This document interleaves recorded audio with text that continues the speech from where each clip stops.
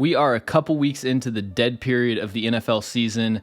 The NFL really condenses everything that I don't care about into this 3-month period, whether it's training camp videos on Twitter, schedule release. I wanted to do just kind of a timeline cleanse and reminisce on the best era of NFL football, which of course is the 2010s. Today I'm going to be breaking down my favorite players from the 2010s. Some of these are Hall of Famers, some of these are more Hall of Very Good. Really the only requirement is that they're retired or firmly out of their prime.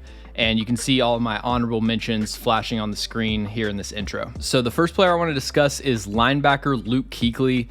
Very surprising to me that he wasn't a first ballot Hall of Famer. He only played 8 years, which is kind of the one knock on his resume. But aside from that, I mean, one of the best linebackers that I've ever watched, definitely the best coverage tape that I've ever seen from a linebacker. He's got like 10 coverage reps that would have been the best play on a lot of Pro Bowl linebackers' careers. We got to start by looking at this 2-play sequence from 2015 against Tony Romo. So the Cowboys are running a dagger concept where they've got an influence post or influence seam from the number 3, which is supposed to stretch Luke Kuechly vertically and create space for the dig route from number 1. I can't remember a lot of examples of seeing a linebacker play a dagger concept like this, where he's fully facing the right sideline. As he's running the seam, he's reading the field. He knows it's a 3-by-1, so he doesn't have to worry about this single route behind him because he's got another hook defender in that passing lane. And then once he sees number 1 break inside, he slides into the window and it's an easy pick 6. But then the next offensive play, the Cowboys run a very similar concept. I'm sure Tony Romo was talking to his receivers on the sideline, said, okay, if they're in cover 2, he's not running with the seam, so you're going to have a wide open touchdown right down the middle of those 2 safeties. But this time, Luke Kuechly runs with the seam, keeps up with him step for step, turns around, locates the ball, gets another interception.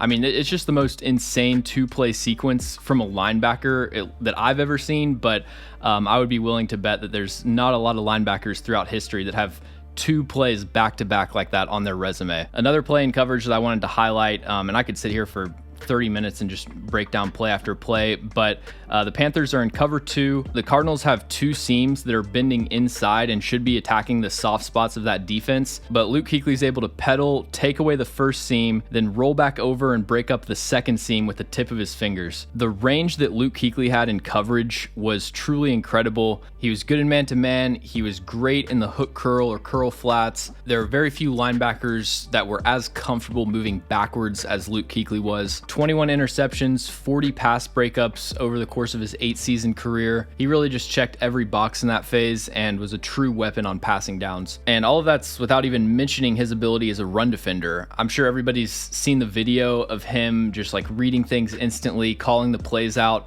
That isn't just a PR hype video. Like, he really sees things that quickly. He wasn't this insane stack and shed linebacker, but that's mostly because blockers were never able to actually touch him. He triggered so quickly in the run game, stayed ahead of the blocking flow. You saw that especially on wide zone. Blockers just had no chance of climbing to the second level and cutting him off. He was a great tackler. He could get off of blocks when he needed to. Really just no holes you can poke in Luke Kuechly's game, so wanted to start the video off with him. The next player I want to break down is Earl Thomas, who's kind of like the Luke Kuechly of safeties in a way. A player who didn't necessarily have the longest career relative to other Hall of Famers and future Hall of Famers, but it's more of a quality over quantity thing. Like, Earl Thomas played 9 full seasons, I believe, and his peak basically went from his second year to the time that he retired. From 2010 to 2020, Thomas had 32 interceptions, which led safeties across that 10-year stretch. It's hard to single out just one player from the Legion of Boom and say, like, this is the guy that made that defense work.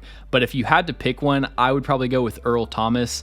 His range as a free safety, I really think, is unmatched across players from the last 15 years. And watching Earl Thomas really caught me off guard because I'm not used to safeties having the kind of range that he has. He's obviously explosive downhill and he can drive into passing lanes, and that leads to a lot of his interceptions. But there aren't many players who are as explosive moving backwards and moving laterally as he was. I thought some of his most impressive plays weren't even the interceptions. It was just the miraculous recoveries on the the back end to get a hand on the ball. So many plays where it's like you just pause the frame and 99% of safeties are giving up a completion there, but somehow Earl Thomas is able to get back into the play. He was nowhere near the enforcer that Cam Chancellor was, but he had his fair share of devastating hits over the middle. His career ended with him dealing with injuries. Obviously, he had the contentious breakup with Seattle, but to me, Earl Thomas will forever be the prototype for a single high free safety, and wanted to shout out a great career for him. And the third player on this list is actually the best football player I've ever seen, and that's defensive tackle Aaron Donald. From 2014 to 2023, he totaled 841 pressures, 127 sacks. His tape, pretty much every season of his career, looked like a first-round draft pick that plays in the FCS, and they just dominate on every single snap. He had an elite bull rush, an elite first step,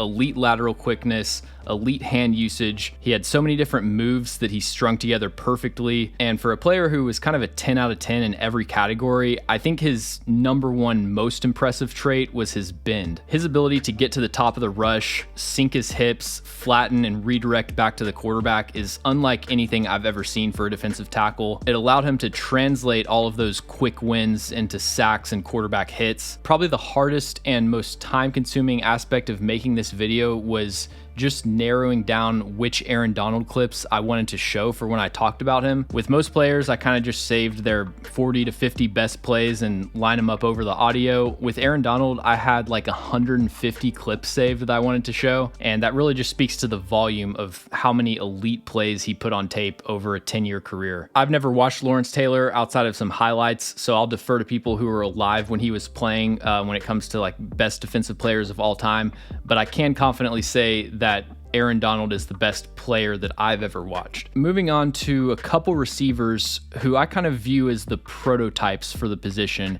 And we're going to start with Julio Jones. Now, I don't think anybody is denying Julio Jones' greatness, but I do get the sense that some people kind of underestimate the completeness of his game. You know, he's 6'3", 220 pounds, runs a 4.39, has great hands. I think a lot of people kind of view him as just a big guy that runs fast down the sideline and catches the ball. And he was a great deep threat, incredible ball skills. That was obviously one of the key pillars to his game. But to me, what made Julio Jones a truly special player was his route running ability. The way that he was able to get in and out of breaks at his size, throttle on comebacks, run those blaze outs. You just don't see 6'3" receivers that are able to cut at such a sharp angle, consistently break ankles as an intermediate route runner. You know, these blaze outs that he would run in the red zone, this one against the Bucks, like to me, this is the quintessential Julio Jones play. Also had a really nice one against the Broncos right here. It's so impressive watching the drive phase of his routes and the way that he really sells vertical push, gets corners accelerating, leaning downfield, and then snaps it off on a dime. He was really built for the era of football that he played in with so much cover three, because he would just toy with DBs in a side turn. So much teach tape of attacking the defender's blind spot. He could cook press man, take a quick slant to the house. It's amazing that he only had one season with double-digit touchdowns. But yeah, I mean, outside of the touchdown production, there isn't a whole lot that's lacking on Julio Jones' resume. And sticking with receivers, I also wanted to talk about Calvin Johnson, who I rate very similarly to Julio Jones. I think, gun to my head, I would probably pick Jones if we're talking just who I think is the best all time, but it's really hard to argue with either of those two picks. Johnson was bigger, a lot more of the traditional 50-50 ball down the sideline type of X receiver. Really impressive route runner for his size. Julio could do some things that he couldn't. But again, the most impressive thing to me about watching Calvin Johnson's tape as opposed to just his highlights was the intermediate route running. Seeing him able to consistently separate on 3rd and 5, 3rd and 7. That's the kind of stuff that can get lost and, you know, doesn't make his top 10 career plays reel on YouTube. But it's just as important to have a guy that's automatic moving the chains like that. It's honestly hilarious watching DBs trying to press Calvin Johnson. Obviously, he has really good footwork, but I mean, he doesn't need a release package to get off a press. He can just bully people at the line of scrimmage. And the last thing I'll say that applies to Calvin and Julio is it just doesn't feel like they make these kind of receivers nowadays. I feel like if you put either of these receivers in today's NFL, and I'd also throw guys like Randy Moss into that category, they would be the best receiver in the league by a comfortable margin. It feels like it's been a while since we've had a receiver of this caliber, just a 6'3 plus X that can really do everything at a high level. The next player I want to discuss is edge rusher Cameron Wake. The first player on this list where I think there's a real debate about whether or not he gets into the Hall of Fame, but I feel like he's one of the more underappreciated Hall of Fame caliber players from this era. I obviously wasn't covering the 2009 draft, but I realized just now this week that Cameron Wake went undrafted, which is kind of insane to me. 263 pounds. He had a 45.5-inch vertical jump. And again, I mean, I haven't watched his college tape, so maybe he was a real developmental guy, but he hit the ground running pretty quickly in his career. And I think probably one of the most successful UDFA careers of all time. Wake is a perfect example of how you don't really need this wide arsenal of moves to be an effective pass rusher in the NFL. You need to be big, explosive, powerful, and have two moves that you can execute at a consistently high level. Cameron Wake pretty much just alternated between a bull rush and the kind of swipe hook rip move that he used. And you watch all of his pressures and sacks, I mean, 80 to 90% of them came from those two moves. He also had 21 forced fumbles, a real knack for getting the ball out, and was just a player that most tackles of that era had no idea how to handle. But it's time to give some love to the offensive line, and no better place to start than with Cleveland offensive tackle Joe Thomas. So I had never studied Joe Thomas until last week when I decided to do this video. I had seen some cut-ups of his tape that were impressive, but you know, there's so many legendary players like this with flawless reputations. They're in the Hall of Fame, but they played before all 22 was publicly available, so I've really got no idea if they're as great as everybody says they are. And my goal is to watch as many of those players as possible. So when I decided to do this video, seemed like the perfect opportunity to finally get to Joe Thomas's tape. On paper, he's pretty much the perfect football player, first ballot Hall of Famer. I haven't ever heard someone say anything negative or even like mildly critical about his on-field ability. One of the best statistical profiles you'll ever see for an offensive lineman in terms of pressures, PFF grades, which are pretty much the only O-line stats that exist, unfortunately. So I was excited to see it for myself, and he absolutely lived up to my expectations. There wasn't a single aspect of his tape that was even above average. He was legitimately elite or great in every phase, every category. My favorite description I've ever heard of an offensive lineman was Andrew Whitworth talking about Zach Martin. And he said Martin looks like he's smoking cigarettes while he's playing, like he's so relaxed and composed, and you never get the sense that he's even being challenged. And I thought of that a couple drives into the first game I watched of Joe Thomas.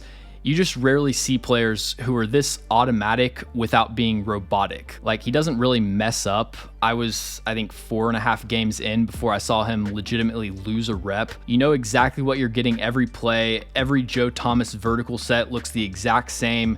Every kick step is on rhythm, covers the exact optimal distance to get enough depth without oversetting and exposing the B gap. He had every punch, every counter technique mastered to neutralize any move he sees, and he was consistently a step ahead of his opponent when it comes to hand fighting in pass pro. But he was so much more than just a technician. There was no rigidity to Joe Thomas as an athlete.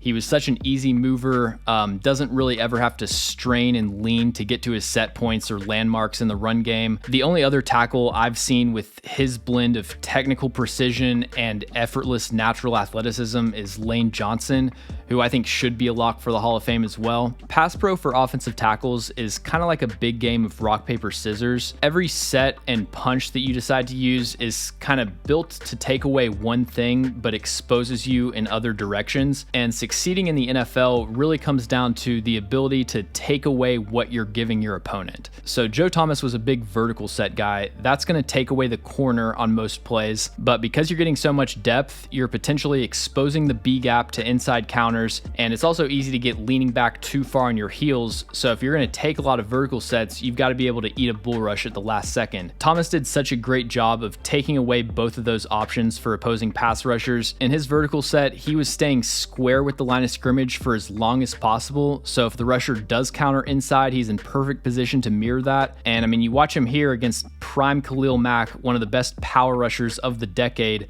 sitting down on a dime, absorbing that bull rush, throwing him back on the ground. It felt like maybe once a month he would be late to pick up a stunt and he'd give up a pressure. But outside of that, it's some of the cleanest pass pro tape that I've ever watched.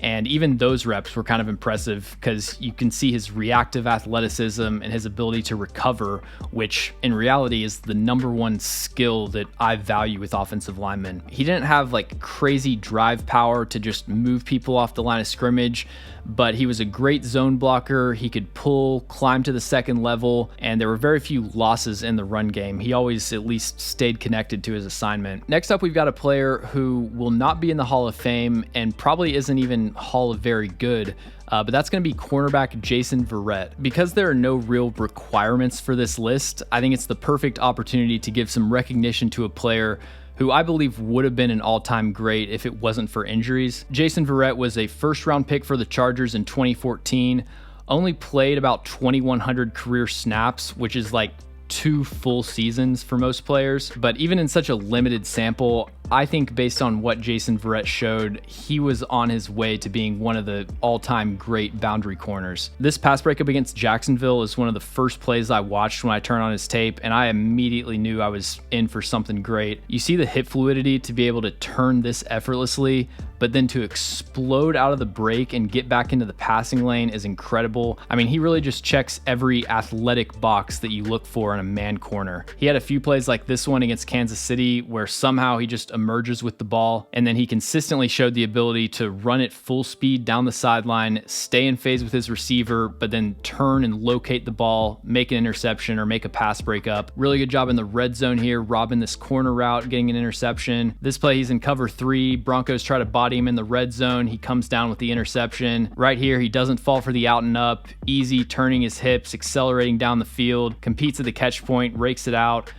He also had some of the best one-on-one matchups against Antonio Brown of any of the corners that I watched. So yeah, Jason Verrett, not a player that's going to get a ton of all-time accolades, but he does make this list, which I'm sure he's thrilled about. The next player I'm going to highlight is another one that's kind of on the border between Hall of Fame and Hall of Very Good, and that's going to be defensive tackle Geno Atkins. A lot of defensive tackles from the 2010s were really hurt by Aaron Donald's dominance because I think a lot of how people are viewed retrospectively when it comes to all-time debates is like, were they ever the best player in the league at their position? And basically anyone that played during Aaron Donald's reign of dominance, can't say that they were the best defensive tackle in the league.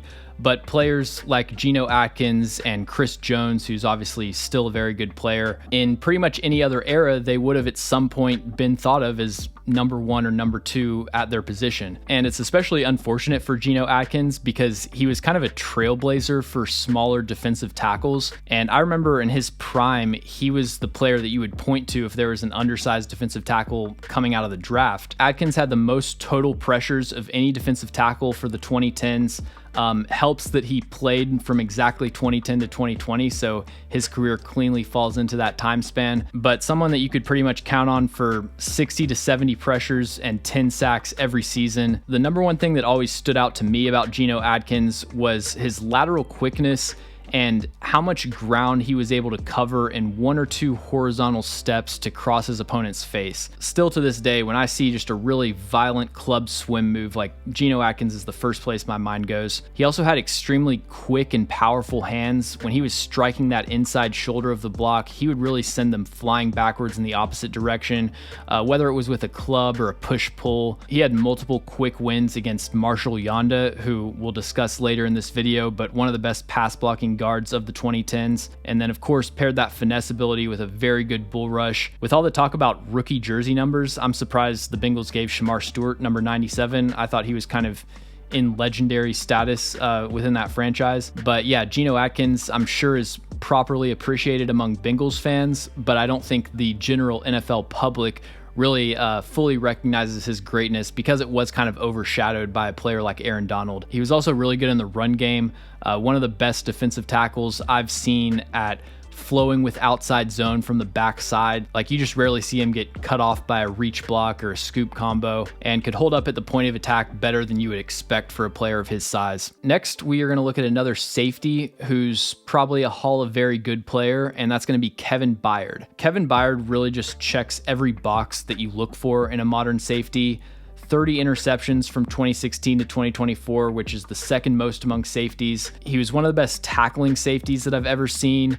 An incredibly smart player, generated turnovers, always in the right position, very few coverage busts. He was probably closer to average when it comes to man-to-man coverage on receivers, but he could really blanket tight ends one-on-one. Good physicality and press, could stick with breaks, run down the seam vertically. You know, he played in a small market, and safety is not exactly the position that garners the most media attention. I think there was one time like 5 or 6 years ago where Deion Sanders responded to him on Twitter and called him a fan because he didn't even realize that Kevin Byard was in the NFL. But he deserves a lot more recognition for his consistency week to week and year to year. The second edge rusher I want to highlight is Von Miller, who is my favorite pass rusher of all time. I think probably the best bend I've ever seen for an edge rusher.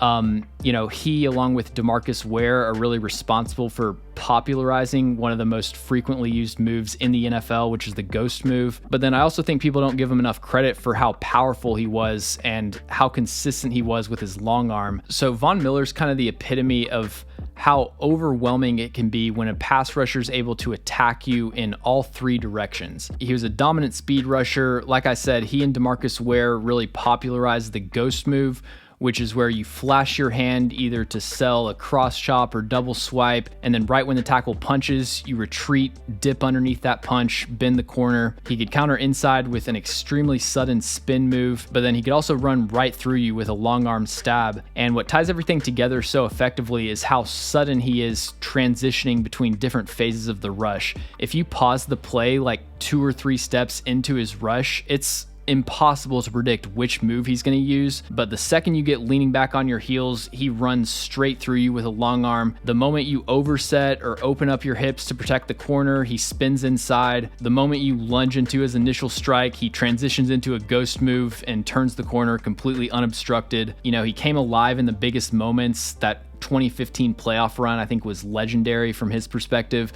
but that's not to suggest that he ever disappeared from games. I mean, he was a consistent, disruptive presence, and he's one of the few players on this list who's still active. Actually had a decent year in 2024, a real bounce back from 2023. So I think he's probably got another couple years as a quality secondary rusher, but definitely out of his prime, and wanted to shout him out. So we talked about Joe Thomas, who is the best tackle I've ever seen. Marshal Yanda would be my number one guard if I had to pick. Wasn't a first ballot Hall of Famer, although I'd expect him to get in within a couple years. And, all the guys on this list are complete players, and that goes for Marshal Yanda as well. But what really sticks out the most about his game is just how dominant he was in the run game. It's kind of weird watching Ravens tape and seeing them run outside zone this often. But, when you get one of the best offensive linemen ever to come out of Iowa, you kind of just go with what he does well. He's pretty much as good as it gets when it comes to winning the front side of a reach block and really sealing off that cutback lane. He would just win play side leverage automatically, seal off his defender to the backside. But then he's a perfect example of how in the zone running game, you don't necessarily have to sacrifice power for finesse. He was consistently driving reach blocks 5 to 10 yards off the line of scrimmage and just creating so much space for his running backs. He was a great puller, could eliminate linebackers at the second level. He didn't just have a bunch of wins in the running game. He had a lot of dominant blocks that were directly responsible for huge explosive plays. In pass pro, he was pretty much shut down. Like I said, Geno Atkins was really the only player that gave him any sort of trouble. And even that, it's 2 to 3 pressures across 3 or 4 different matchups. He had incredibly precise and powerful hands, unreal recovery range to slide with pass rushers when they tried to cross his face. His anchor was really good also. You don't see a lot of players that jump as much as he does when they're trying to reset their base and drop their anchor. And really the only thing that disappointed me at all about his pass pro tape is I wish he got more one-on-one opportunities, but at the point that I was watching him, which I think I watched most of the 2015 and 2016 seasons, teams kind of knew what he was. It was really common to see all 4 of the other offensive linemen occupied and just everyone avoiding Marshal Yanda. But he had elite awareness in pass pro, always looking for work. If you were trying to counter inside on one of the Ravens tackles, you could expect Marshal Yanda to be there laying a huge hit. A lot of plays where he's just scanning, one of his other offensive linemen gets beat and he dives in front of the bullet, so to speak, and allows Joe Flacco to get the ball out. Really just one of the all-time greats at his position and should be a lock for the Hall of Fame. And to finish the video, we're going to talk about another cornerback who, again, not a Hall of Famer, probably not in the Hall of Very Good, but I wanted to shout him out, and that's going to be Kyle Fuller. So Kyle Fuller, I think probably the player on this list who seems the most out of place. You know, we're talking about Hall of Famers and then a guy who went to 2 Pro Bowls. He did have a well-deserved first-team All-Pro in 2018, but this is someone who people probably viewed as a high-end number 2 corner at his peak and not a player that's getting brought up in discussions about who defined the 2010s in the NFL. But Fuller was the second name I thought of when I was making the list for this video because I think he's one of the most underappreciated, recently retired NFL players. Like most corners, he didn't have a super long career, kind of struggled as a rookie, had a rough final season in 2021 with the Broncos, but in between that, 5 really good years with, I think, truly elite tape in 2017 and 2018. He was very productive in a relatively short period of time. 19 interceptions, 57 pass breakups is impressive in just 7 years, and it's high quality interceptions too. He wasn't cleaning up on tipped passes, Hail Marys at the end of the half, Will Levis auditioning for Dude Perfect and tossing him an underhand pick 6.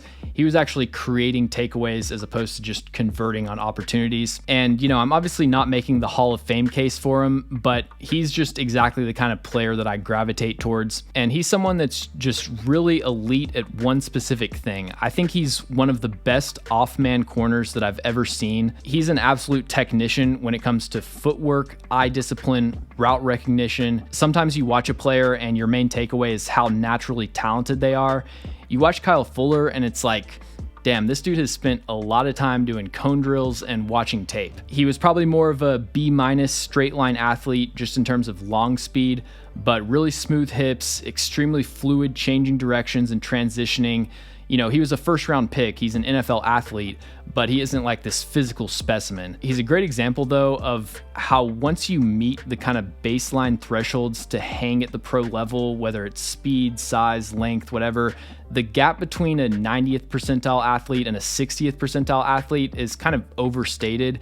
And at certain positions, corner being one of them, it's a gap that you can close pretty decisively with footwork, technique, and reading the game at a high level. One of the most frequent complaints from fans as far as like coaching decisions and scheme is when the DC has his corners playing off coverage. Like if you polled every fan base across the NFL, I bet you'd get 28 that would conclusively agree that they play with too much cushion on defense. But Kyle Fuller is the perfect example of how off coverage is good when you have corners who are good at off coverage. If you're a high school coach or like you coach DBs, I mean, Kyle Fuller is the go-to guy for off coverage teach tape. He would identify routes before the receiver even thought about breaking. He was constantly a step ahead and in great position to make a play on the ball. His footwork is routine. His timing was perfect. Such a disciplined, technically sound player. And like I said, there are a lot of better corners over this time period, certainly players with more impressive overall resumes, but I do really value a player's peak when it comes to just how I personally view like all-time discussions. And I think Kyle Fuller's prime stacks up with a lot more corners than you'd probably expect. So wanted to give him some recognition here in this video. All right, that's gonna do it for this video. Hope you guys enjoyed. No idea how this one's gonna perform. Just a completely disorganized yap session on my favorite players from the 2010s. Wanted to give a quick update on what the content plans are gonna be for this channel going forward. I know most of you guys subscribed from my draft rankings videos, but this is going to be an NFL and NFL draft channel. The next couple months are going to be NFL film breakdowns, whether it's looking at specific players. I was thinking about doing something on just kind of all the rookie receivers in one video. I'll probably do some team-centric videos for specific teams that I think are really interesting heading into next year. And then towards the end of the summer, there will be some content on on the 2026 draft. I don't actually go as hard into summer scouting as a lot of draft analysts do. I like to have 50 to 75 players kind of watched heading into the year, just so I know what to expect, and it's more manageable to watch week to week. But I really try to avoid having like takes that are set in stone about these players before they've even played their final year. And for me personally, the NFL is kind of the main course, and summer is when I have the most time to actually watch players that I didn't have time to keep up with during the regular season. So yeah, September, October, November are going to be probably 75% NFL, 25% covering, biggest risers and fallers from the start of the college football regular season. And then as we get into the winter, we will eventually fully transition into the draft. So yeah, that's just kind of the rough outline of what to expect on this channel going forward.